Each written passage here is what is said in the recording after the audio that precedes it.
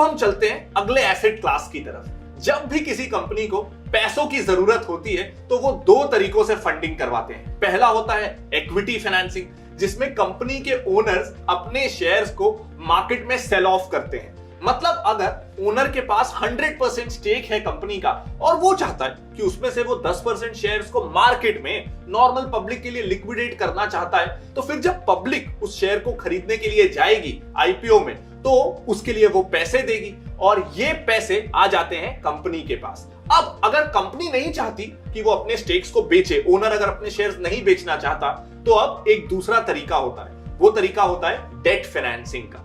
इसमें कंपनी चाहे तो बैंक से लोन ले सकती है या फिर बॉन्ड या डिबेंचर इशू कर सकती है। तो जब नॉर्मल पब्लिक इन बॉन्ड्स या डिबेंचर्स में इन्वेस्ट करती है तो कंपनी को पैसे मिलते हैं। बट जनरली ना लोगों को ये बहुत बड़ा मिसकंसेप्शन होता है कि बॉन्ड्स एंड डिबेंचर्स तो सिमिलर ही होते हैं। तो चलिए आज हम यही समझेंगे कि आखिर बॉन्ड्स और डिबेंचर्स में क्या सिमिलैरिटीज है और मोर इंपॉर्टेंटली क्या डिफरेंस है। तो दोनों ही चीजें बॉन्ड्स एंड डिबेंचर्स में ये सिमिलैरिटी तो होती है कि ये दोनों ही एक तरीके का लोन है किसी भी कंपनी के लिए और दोनों पे ही फिक्स्ड इंटरेस्ट रेट होता है और ये लोन एकदम फिक्स्ड टाइम पीरियड के लिए होता है। तो अब ना ज्यादा इंपॉर्टेंट चीज की बात करते हैं। अब बात करते हैं दोनों के बीच के डिफरेंसेस की। तो बॉन्ड जनरली सिक्योर्ड लोन की कैटेगरी में आते हैं। इसका मतलब यह है कि कंपनी बॉन्ड्स जब इशू करती है तब वो पब्लिक को कोलैटरल में कुछ रखती है ताकि कल को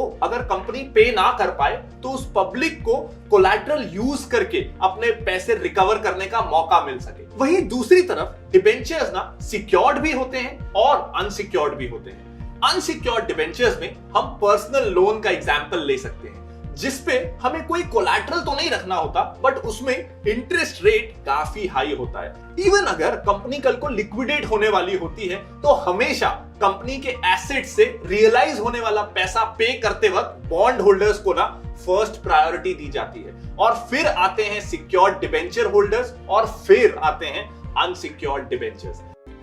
तो आई होप कि ये बेसिक्स ऑफ इन्वेस्टिंग वाली वीडियो आपको पसंद आई होगी।